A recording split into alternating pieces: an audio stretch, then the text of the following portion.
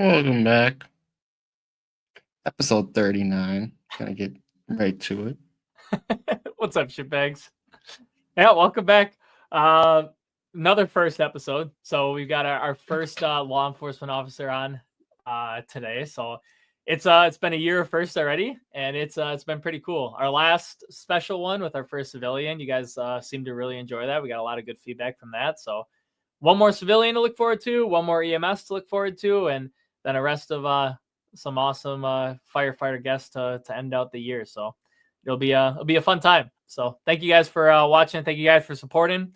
I think we talked about it last time a little bit. Starting to get our training up and running, so that'll be pretty cool. That's been a fun time. We've got our kind of core cadre selected, a lot of real go-getters, and been really excited to start getting that. So if you're local to the Wisconsin area, watch out for that. We're getting some things developed, and who knows when we'll be ready, but no, that's just something we're working on. Really excited for. So we got that. Still got lots of merch. Brendan's rocking. Fuck, it's flipped again. Brendan's rocking the shirt. We got lots of stuff available. So get your tumbler, sweatshirt, t-shirts, just awesome stuff. And we wouldn't be able to do any of that without Toxic Suppression, Jobtown Graphics, Taylor's Tins, Crew First. And guys, just as always, thank you so much. It'll be awesome. First sponsored episode, next episode with Toxic Suppression. So that'll be awesome to bring in Chief Pruitt, and it'll be a fun time. So Yeah. without further ado, let's get into our first law enforcement episode to bring in our great friend, Mr. Andy Brunet. Hey guys, how is it? Fantastic. How are you, Andy? Not too bad. How are you guys doing this morning? What's shaking? What's new? No, Fantastic. fantastic. You're looking at it. Sad sight, gentlemen. Why don't you go ahead and do a little introduction? Tell everybody about yourself. My name is Andy Brunet. I'm a police officer for the city of Beaver Dam. I've been with Beaver Dam just shy of 5 years. Law enforcement is a second career for me. Prior to that, I was working on semi-trucks on the north side of Milwaukee. But my law enforcement career started out in the Fond du Lac County Jail for about a year and a half, and then transitioned to the road, becoming a police officer, and ultimately made friends with the other side, referred to as the fire staff, Team Red.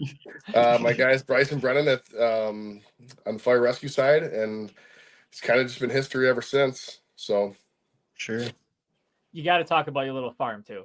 I said you'd ask about yeah. it. So I'm sitting here in my kitchen, and my window is open. You guys may hear ducks squawking. You may hear my goat Sven. He might be hollering at me.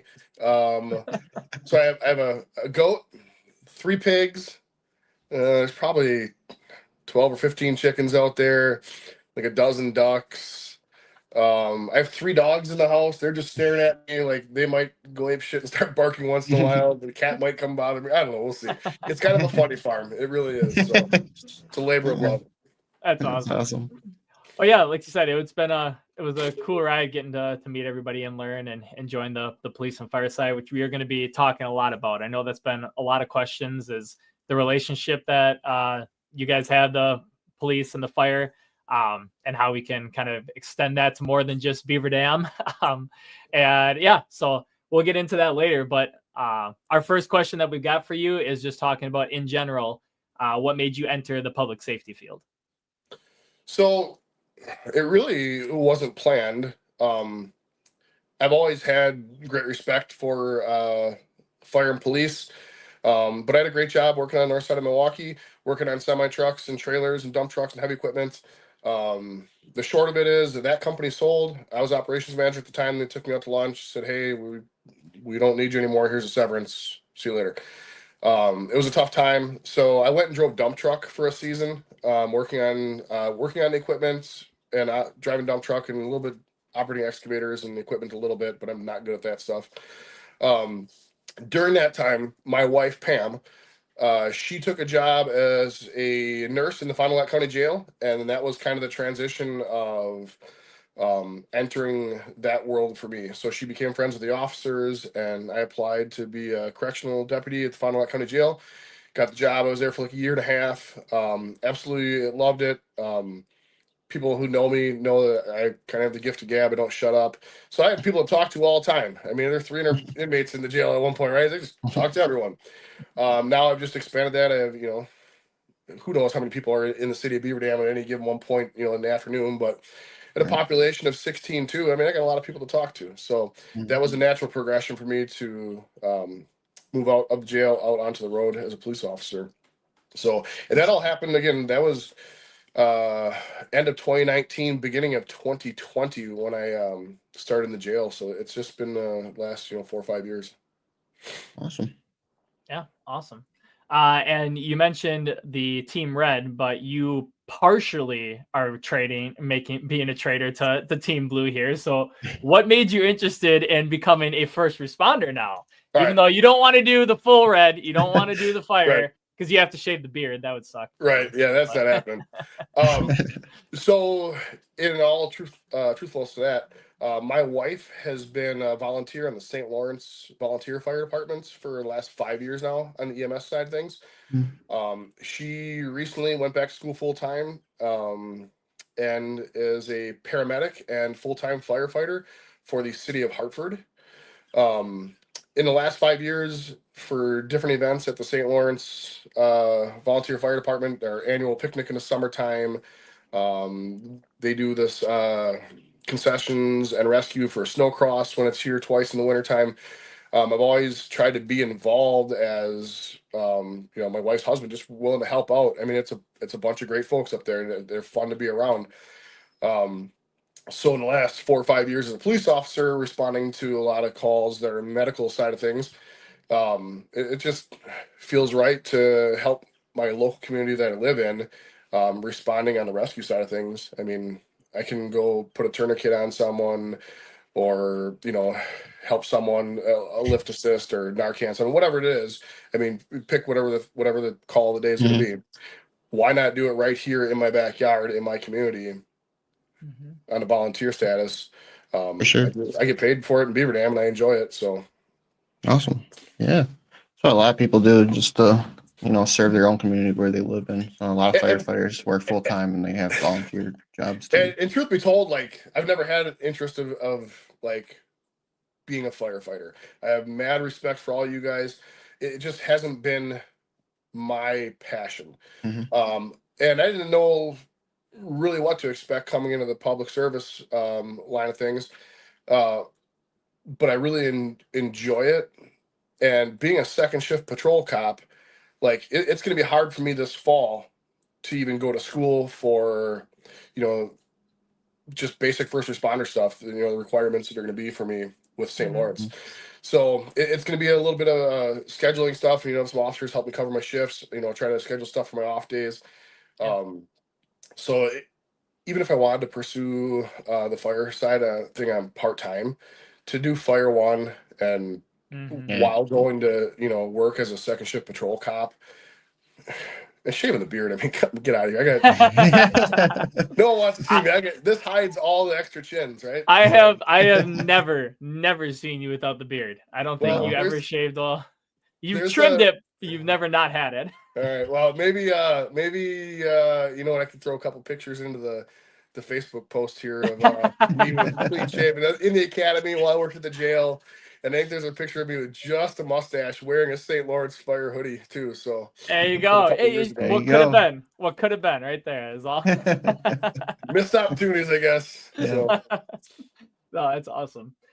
So like you said, second shift patrol cop, and you talked about how you had the gift of gab and liked it.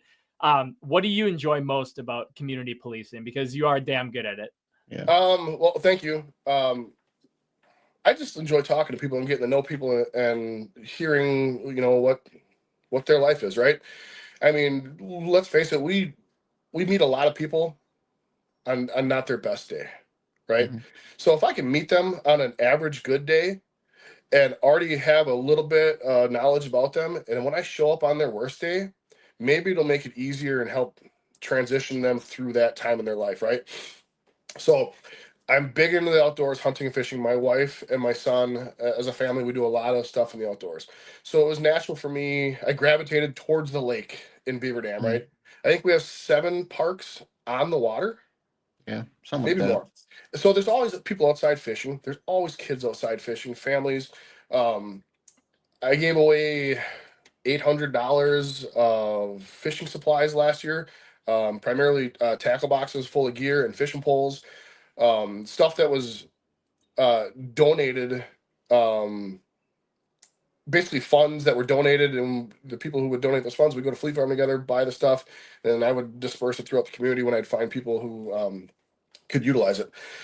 I usually have a bucket of candy on the front seat of my squad car. If I go, excuse me, for example, go down to Waterworks Park and there's 30 kids at the Mhm. playground. That's an opportunity for them kids to know that a police officer is a friend and someone there to help. So giving them a sucker and a sticker, and pushing them on a swing for a little bit in between calls. It's what I enjoy because I'm a Mhm. father. And I remember those times with my son at the park when he was young, pushing him on a swing, and had those Mhm. instances when I was a young kid and getting to meet police officers.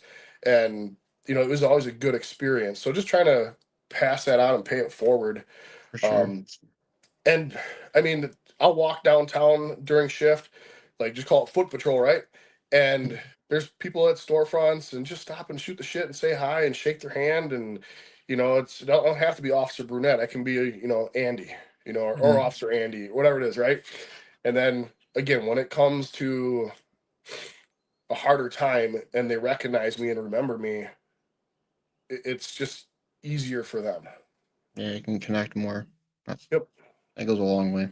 And truth be told, like, so I have a couple extra assignments at work. I'm on our city drug unit attached to the county task force, and making those relationships in the community with families.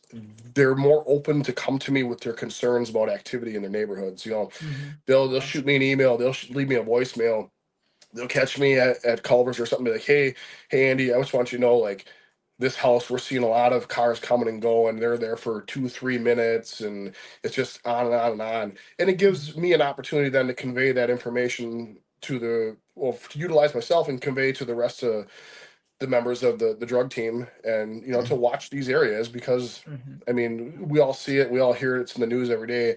Fentanyl is a problem in this country.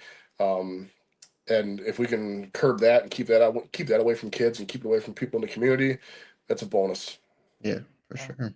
So Absolutely. those small interactions and relationships built in the community end up serving me tenfold later on. Hmm. Mhm. Yeah, Yeah. you can And definitely see that. yeah, like we said, you're damn good at it. I made sure to include when we shared the post introducing you. I went back so I could find one of the Christmas Eves with your Santa hat that you wear as soon as December hits. You got and Yeah, so that's that Santa hat actually is on my desk. It sits on top of my ERT helmet. So there's an empty jug of protein on my desk that holds the helmet. Just because I don't want the earmuffs getting all mangled and the wires getting turned around. So then that Santa hat sits on top of there.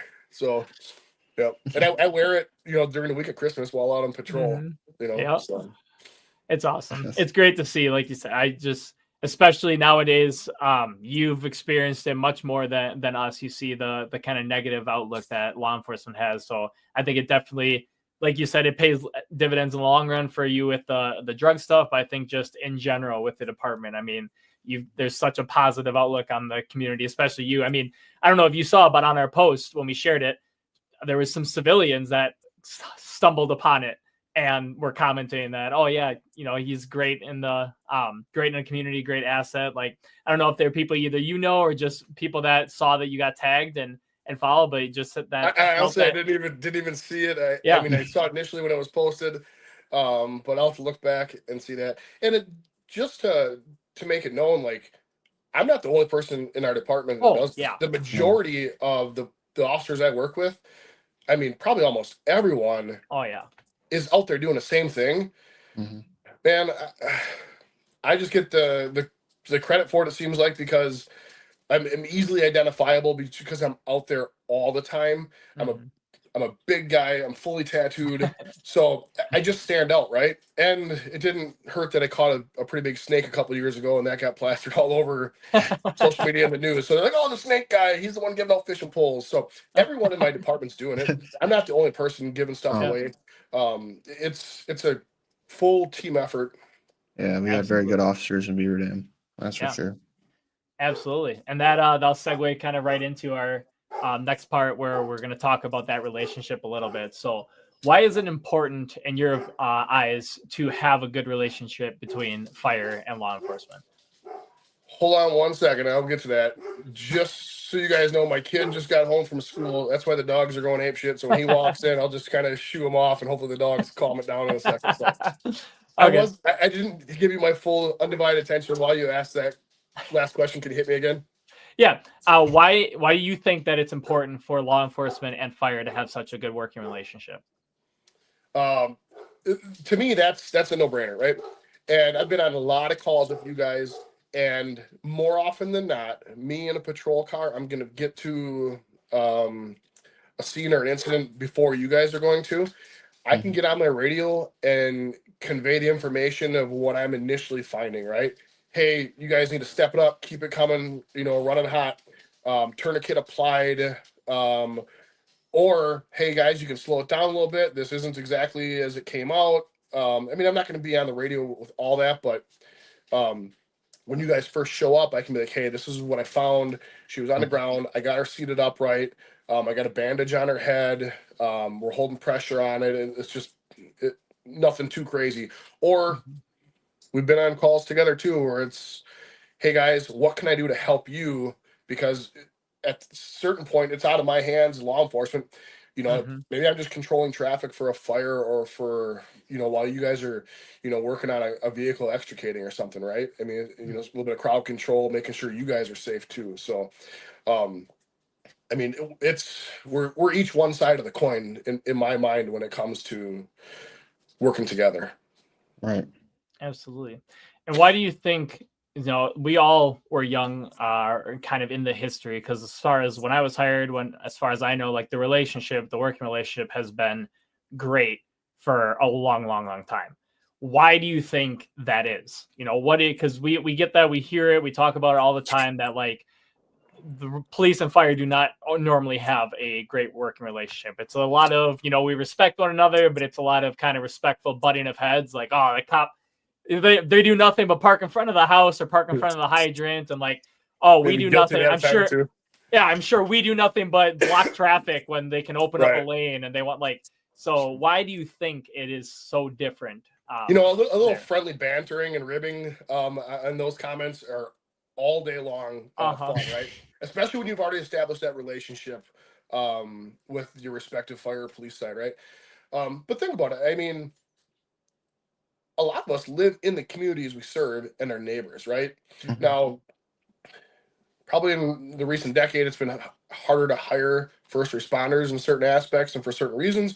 So they've expanded the residency requirements. So I live 30 miles from Beaver Dam, but a lot of the guys I work with live right in town and are going to be, neighbors to Brennan, right? So like, you guys are the same guys seeing each other, when you guys go get fish on a Friday night, right? So, or, you go to see a band at Stormy some night or whatever, and you guys are out there together, right? So you're working together in the community, building those relationships outside of work as well.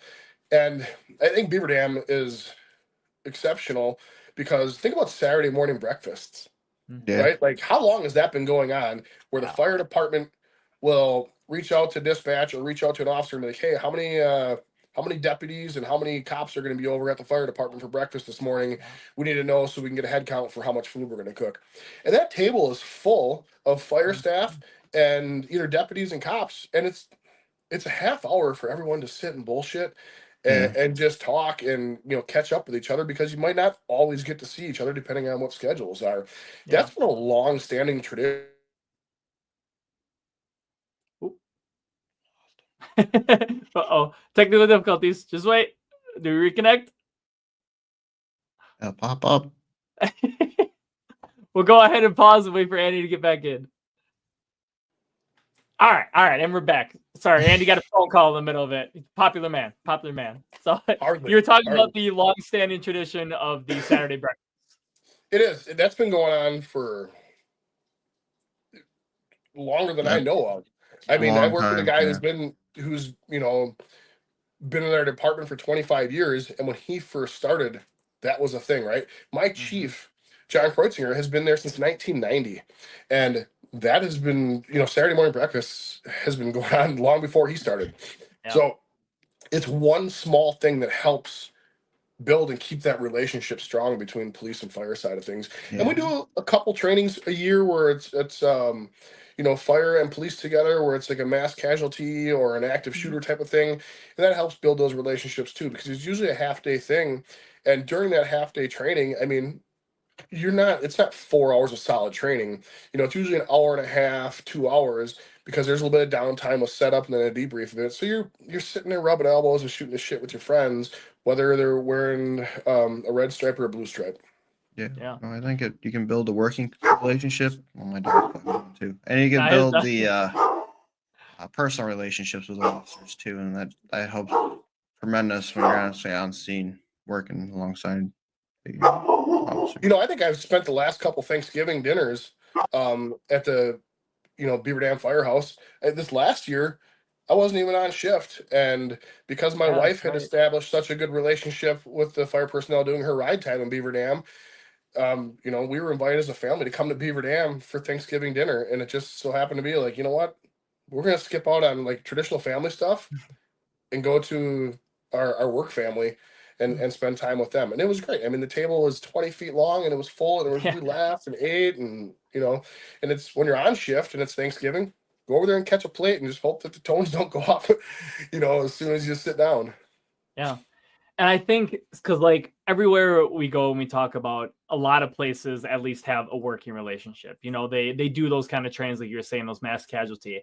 And the more I think about it, especially now leaving departments and seeing that we have a great working relationship, but obviously nothing as close as we did there, is the kind of, I guess, unfortunate side for like these big cities. I mean, and we'll get to our question from our previous guest. He had the same question as to why it works there, but not here. Is you think about our history in Beaver Dam, the police and fire were in the same building. And I don't think that's very common in many places. And you hear, I mean, like when I got hired, a couple of the senior guys, they were still working there when that was a thing. And they talked about the pranks that were pulled on each other. That was where the breakfast started because they're in the same building.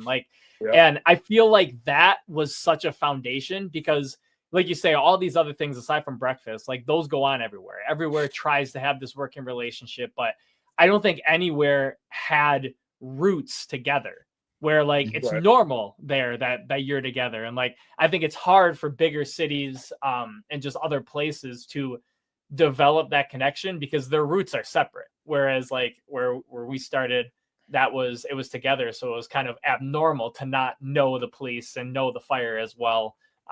Because you're always there at the same time. We were just in Columbus, Ohio 2 weeks ago for the Arnold Classic, and they had the world's strongest firefighter competition there. So we gravitated towards that to watch some of that, and we talked with Columbus Fire and Rescue. They had a booth set up.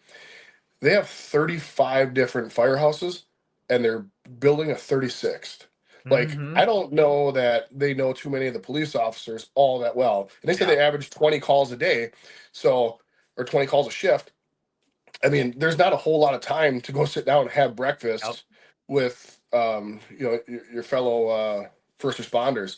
And I mean, you probably don't know other firefighters in the city if there's 35 houses, right? Oh yeah. I mean, you go to a training and dude's got a Columbus patch on, you're like, I don't know who the hell this guy is, right? And he's, I'm from house, whatever, I don't know all the lingo on the fire side, but that, that's a city of over 1 million people.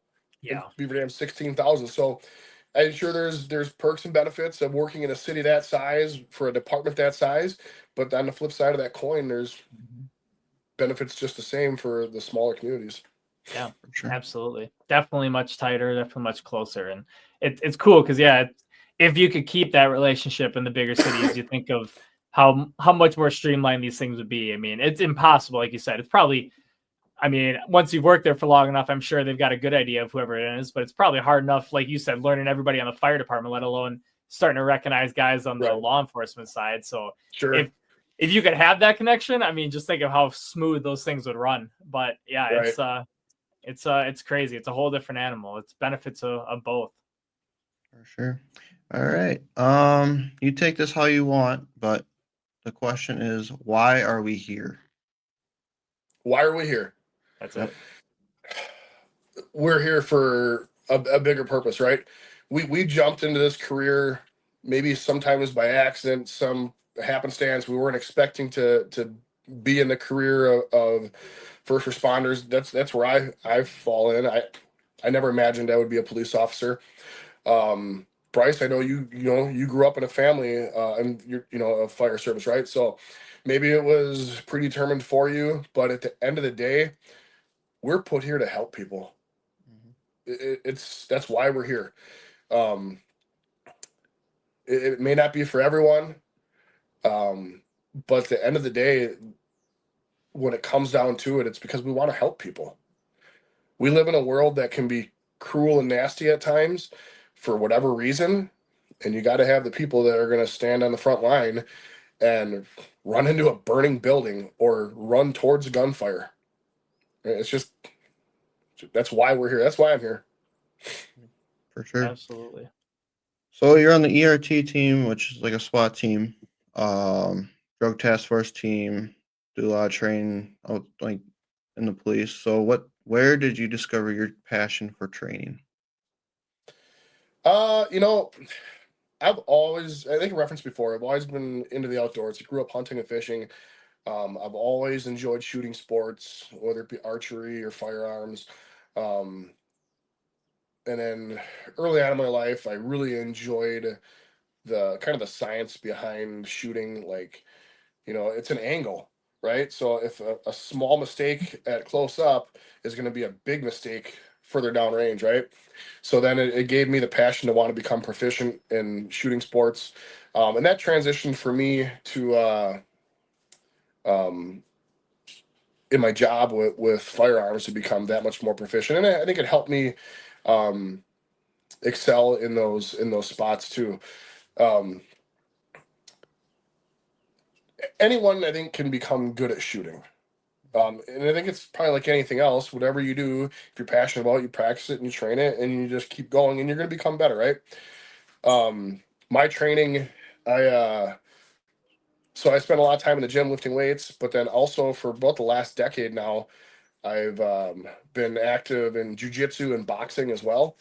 More so jujitsu, boxing is like the last 5 years, but it's the same thing. Like the only way to get better is just keep showing up, right? In jujitsu, I mean, you show up and the first 6 months, just get good at getting your ass kicked. And then ultimately you turn out where, things start clicking and you start realizing that, oh, I'm not getting my ass kicked as bad. And then you realize that, oh, may not have, submitted my opponent, but I didn't get my ass kicked, right? And I think that's just anything in life where you just keep trying and keep giving it your best and going at it. And eventually you're going to get a little bit better. And then with taking like the shooting into account and then with jujitsu, all that translates very well for me being a police officer because do I go to work and get involved in a shooting? No, I don't, right? I think in Beaver Dam, I know of maybe 2 officer involved shootings in the history of the department, right? Again, some small town stuff, and that's a good thing, right? How many times do I go to work and have to go hands on with someone? Not a lot, but maybe once a week, right? Maybe once every 2 weeks. So I can take my jujitsu and it directly correlates to going hands on with someone at work, right? If I'm fighting with someone, I'm not trying to rip an arm bar, choke someone. It's all about controlling someone's body movements. And then the submission is getting handcuffs put on them, right? That way they can't hurt themselves, can't hurt me, can't hurt anyone else. So that training for me, if you're going to be in police or fire, you have to do more training than what the department requires at a minimum. I shouldn't say what department, what the state requires at a minimum. Because I know in Beaver Dam, our fire side and police side, we really do a lot more training than what the state requires as a minimum. We actually, I think, train more than most departments as a whole. But then again, on my own, above and beyond, outside of work, is a lot of training too. It's going to keep me safer at work. It's going to keep my partners safe on the police side. It's going to help keep our fire and rescue team safe when we're on a scene, and it's going to help keep the community safer as well. I mean, it's hands down. Training is paramount. I think. I don't know who said it. For some reason, I want to say it was like Benjamin Franklin, but you start rattling out quotes here. It's gonna be good. It is. It's And good. I'm going to screw it up, but failing to prepare is preparing to fail. Uh-huh. I don't know if it was Ben Franklin or not, but I heard that before, but I forgot who said it. yeah. And actually, I could just go on the internet and find it, and it'll tell me like Abraham Lincoln said it, and it'll tell me You like, are 37 correct. other people said it, right? It was So- Benjamin Franklin. The old Benny. So, Failing to wise prepare man. is preparing to fail. so I think about that. Like that's like every day going to work, right? How many? What do you guys do every morning? You guys do all your truck checks and your rig checks, Truck right? checks. Yep. Truck You're checks, making sure you guys chores, are prepared to go on those calls, mask right? ups. Mm-hmm. I go to work every day, and in the locker room, I holster my gun, and I just do a draw stroke just to familiarize myself with that, right? Because I don't know when I'm going to have to draw my weapon at work, but I want it to be an instinct. That way, in the event that I have to use it, that bullet goes where it needs to go, not where somewhere unintended, right? Mm-hmm. And that might be the same as deploying a taser, deploying pepper spray, using a baton, just going hands-on with someone, making sure, just being competent and proficient Mm-hmm. in the craft. Yeah, I think having that muscle train. memory, that the reps after reps, that muscle memory, 100%. so you can think of something else while you're doing the action. You can do two things at once, pretty much. Like that's how I kind of do it in my job. Like masking up, I can be at the door, but I can also not think about masking up. I can think about the smoke, and I'm reading the smoke, or I'm listening to the radio. So having just that muscle memory, I'm not thinking about it. I can think about other stuff, and I can go forward, and that just makes you faster on the fire ground. And for you, that makes you faster to get that threat down or put someone in custody. I think I've heard that multitasking isn't actually a possible thing. Like you can't like split your attention and do multiple things at once. It's always doing one little thing and then breaking off and checking the other thing, right? Yep. But like, I'm talking to someone. Yesterday, for example, we're at a scene. An arrest was made. I'm interviewing a victim, and in my earpiece, I'm listening to a radio transmission come off. It wasn't directed to me. It was directed to other officers, but they were heading to another scene that was kind of volatile. And it was like, all right, I'm pretty much done here. I need to break from this and head that way.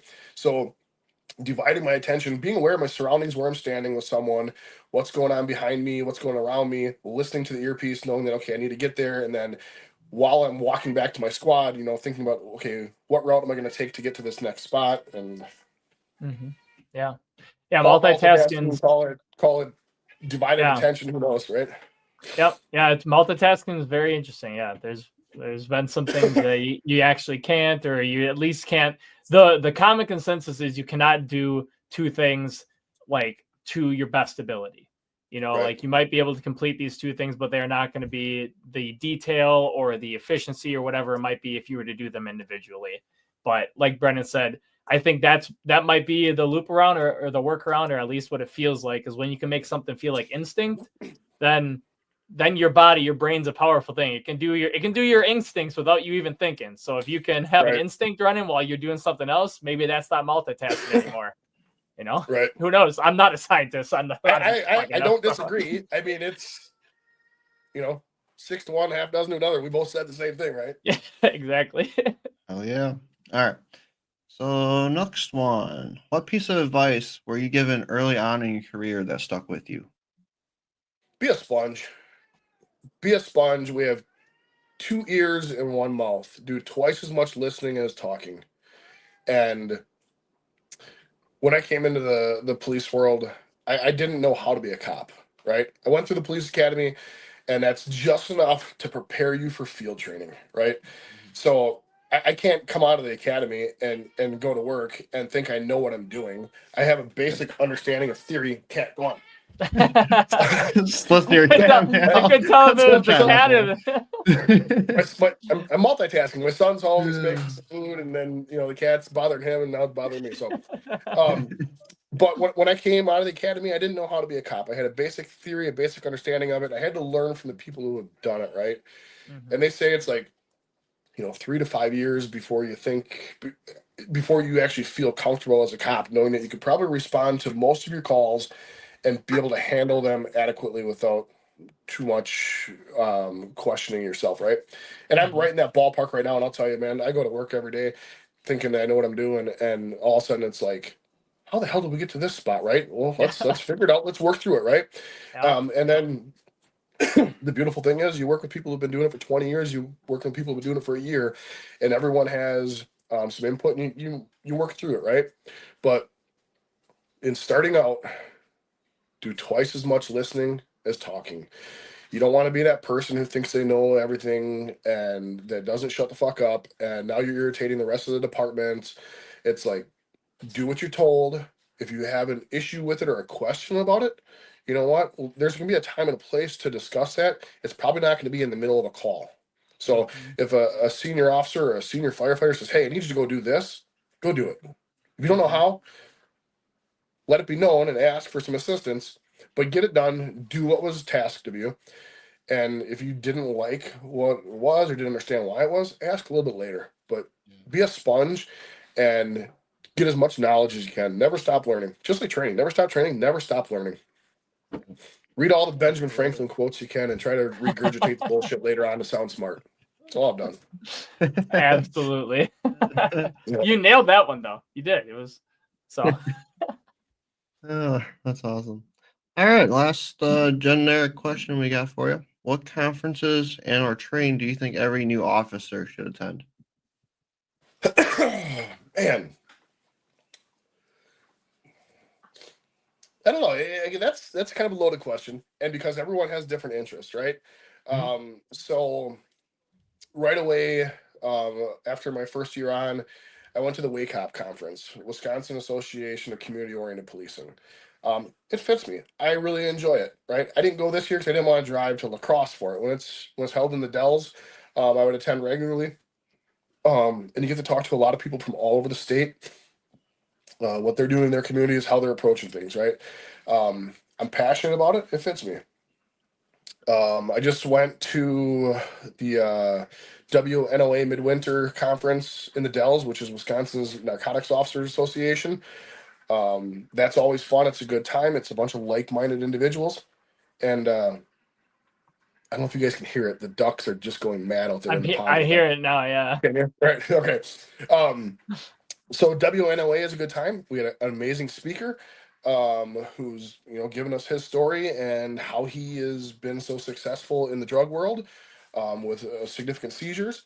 So I'm on the board for MTOA, Midwest Tactical Officers Association. That conference is coming up in May. That's a good one if you're into tactical stuff, right? I mean, so being on our ERT team, emergency response team, some people call it SWAT, some call it SRT, ERT, just whatever department you're from, they call it different.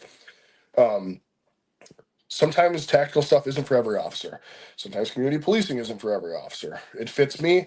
So I would say if you are enjoy like tactical stuff, MTO is a great one. They have the 40-hour basic SWAT during that week. There's all kinds of individual breakout trainings, whether it be CQB type of stuff. Last year I took the chemical munitions instructor course. I mean, launching gas from a 40 millimeter launcher is awesome. It's fun. There's a lot more behind it than just being able to squeeze the trigger and sending it, right? You have to understand why and when and the appropriate usages, right?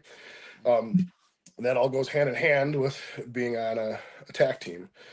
There's other trainings I've gone to over the years that specifically correlated like ARIDE, Advanced Roadside Impaired Driving Enforcement, right? For me, that's finding, people who are high or drunk or just impaired, right? Driving around. I'm passionate about hunting drugs and hunting dope, right? So if I can find those people and employ some of those tactics I learned from those trainings, that's where it's at. So to ask like what training someone should go to, that's a loaded question because it's what your interests are, right? I would say in today's day and age, in today's world, and maybe I'm just old and crotchety and saying it, if there was a specific training that would just teach people how to talk. Mm. I don't think that exists. I think that's something you have to have acquired through a little bit of life experiences. Maybe you're born with it. I don't know. But just go in and learn how to treat people with respect and dignity as a human being, as your neighbor. Nothing irks me more than watching TV and you see some cop roll up and they're giving someone the business and pointing their finger at them. You're gonna do this because I said so because I'm wearing a badge. Damn it! No, man. Like there's a time and a place for that. Don't get me wrong. But the vast majority of that time is you're showing up and it's conflict resolution. And we need to have a discussion and have a conversation about how we got to the spot we're in and how we're going to get through it and how we're going to resolve it. Pulling up and being a hard ass and asserting some type of dominance is such a small part of being police. That so if people could just learn how to interact with people and understand and listen, I think it would suit them better. I don't know if there's a training that exists, so. Yeah. Maybe I can figure that out and become a millionaire and just train them. I don't know. There you go. Awesome. Well, yeah, like Brennan said. Let me ask you guys. What about on the fire side? Like, same question for you guys. As a brand new firefighter, new to the profession, my wife, for example, what would be a training you guys be like? You know what? As a new firefighter, this is what you got to go to. Yeah, we've asked this question like for the fire side in basically every episode, and a lot of the common consensus from like our guests and from us is let's start local.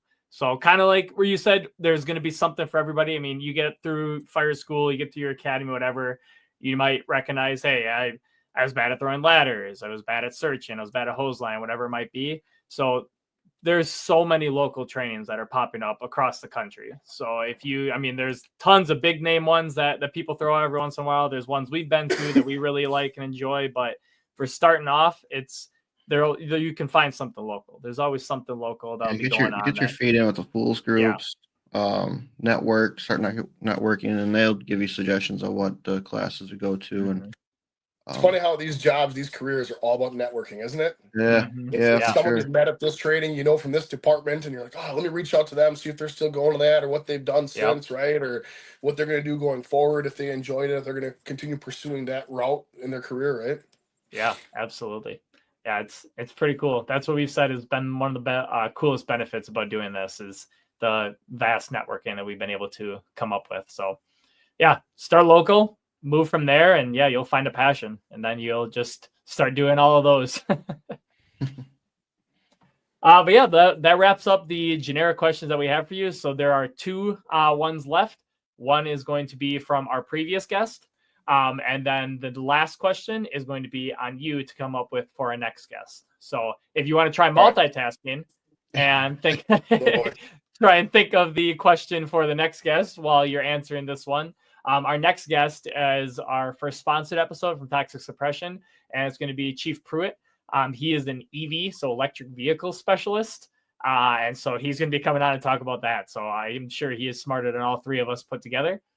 So whatever you can come up with to ask him will be great. But while you're thinking about that, our last guest was Captain Bobby Eckert from Camden Fire, big department. So his question for you, he had a two-parter. First one is, why do you guys all have the same haircut? And second is, do you think that in the police academy and vice versa, fire academy, there should be an emphasis on the other public safety agencies? In the police academy, emphasis on the other public safety agencies. I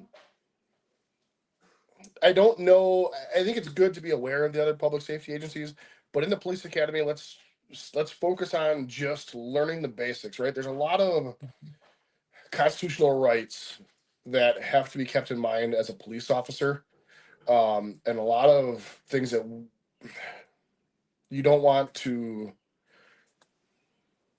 Fourth Amendment violations, for example, right? Let's hit that harder in the police academy instead of learning how to use a baton, right? Mm-hmm. Only thing I've ever done with my baton was like knock on a door, right? I mean, I don't feel the need to strike someone with a baton. I feel that I'm a little bit more proficient with some hands-on techniques where I can avoid that, right? So the 3 days we spent working, learning how to use a baton, drawing from a ring with the old hickory wooden baton, looking back in hindsight, probably wasn't that practical. I think, could you find space in there for it? Yes, but in the academy, let's try to get these recruits trained up to the best of the ability to get them ready to go out into the workforce. I don't know if there's a gap there or not. Some people come out of the academy and we come back to our respective agencies and we put them through 4 months of field training, and some of them excel, some of them it doesn't work out. Why? I don't know. Is it a personality thing? Is it somehow they made it through the academy and maybe shouldn't have? I don't know, right? I hope that's not the case. I think it's more of a personality thing. Because you'll find that they may not work out at one department, and then they ultimately find their home in another department and they work out just fine, right? I think while in the academy, just spend the time learning your craft to the best of your ability. Once you get out, then let's build those relationships with the other agencies. Absolutely, for sure, because I think it's an important thing. We've been talking about it for an hour, right? Mm-hmm. Yeah. As far as the haircuts go, man. Brendan, you got a mustache? You can't sell. Nah, yeah. Well, after like the third day, I kind of look like I sell tacos, but I have to shave it. I don't. I I've can't always really grow one. I've always been a person with a beard. I don't know why. I just like it. Up until this last June, I actually had hair on my head. I always kept a pretty high and tight, like I guess call it. Like a little buzz cut, like all the cops have. Yeah. So I think that's his question. That's what he's getting at. You just so now, proved his obviously, point. I mean, there's a 1/8 inch of stubble here. I haven't taken it down yet this week. Story behind that is, okay, let me backtrack to another thing that I do for my job. I'm on the county board for Dodge County Shops with Cops, and we have 3 events every year. Our big event is we take kids shopping at Christmas time. We took 75 kids this last year. I think there was like a $200 budget per kid. It's an amazing thing. It does amazing things for the youth in the community. Some of these kids have to grow up too fast and may not be as fortunate may not come from families that are as loving, as supporting as others, right? To put that PC. We have 3 events. We have back to school shopping in July. We take kids to get all their school supplies they need, gym outfits, school outfits, same thing. We usually take 25, 30 kids. And again, it's like a $200 budget. It's awesome. My favorite one is Cops and Bobbers. It happens every year in June. We take like 20 kids fishing. We go out to Fox Lake. It's always a great time. Excuse me. We have lunch. We have a water safety meeting. And we take kids fishing. Well, this last year, we had an additional boat and kind of like a photography boat. And they were coming around taking pictures of the officers in the boats with the kids as we're trying to catch some fish. And man, I don't know if it was the sun, if it was the angle, if they had some weird lens, but I got this thin spot back here, and I can feel the stubble. It exists, okay? Like, it's not fucking bald. But man, I'm telling you, I don't know if it was the sun or the angle. I looked like I had a full-on cul-de-sac back there. And I was like, oh, hell no. Hell no. I didn't know it looked that bad for so long, right? So I'm like, fuck it. If some of you are gone, all of you are gone. It was a total irrational, emotional response. I said, fuck it, we're going Mr. Clean, shaving it off. And, here we are on almost a year. Honestly, it took me a minute to be like, all right, is this going to be a good thing or not? Because, I mean, I was starting to look like, Jason Alexander from Seinfeld. It was, and you can see it. Like, there's hair there. It's short, okay? Yeah, I've always had this natural, like, widow's peak hairline since I've been a kid. So I haven't lost any hairs there. why I always wear hats. Man, oh man, that spot in the back looked like a gravel parking lot. I said, we're gone. All you're gone. If one of you leave, then fuck it. All you are gone. Yep. So that's where we're at. And then half the department I work for does keep a bald head. So why we all have the same haircut? I don't know, man. Maybe we're just a little quicker. Nice in the summertime. It's nice. Yeah. Aerodynamics or something. Aerodynamics, yeah, that's good. The thing is, I work boat patrol in the summertime as a part-time job, so then I gotta, get the SPF 6 billion to keep my head from burning off. So, Awesome. Well, yeah, that's all the questions we have for you. So now it's all on you. So hopefully you're doing good at thinking of a question, but it's on you for our next guest. So yeah, we had the last firefighter had to come up with a cop question. Now you got to come up with a fire, especially an EV question if you want. Okay, so I guess I have a little bit of an insight because when Pam was going through fire school, they had talked about EVs, and I see now that electric vehicles have a special sticker on the plate kept up in the right corner to let first responders know this is an electric vehicle. I guess to my understanding, electric vehicles burn for a hell of a long time. And like standard fire practices, we can't just go squirt a bunch of water on it and make it go out. Like it's 4 days later, it'll burn out when it's done, and it'll be a giant hole in the asphalt, I guess. So my question is, what type of tactics and techniques have been put in to use in recent years with the inception of electric vehicles that help keep our fire rescue crews safe on scene, putting out fires from an electric vehicle? I like that question. Like, where has the world evolved to compared to your natural, internal combustion engine to just a big battery on wheels? Awesome. Well done. That was a very Ben Frank pull right there. Look who you're talking to, dog. Come on.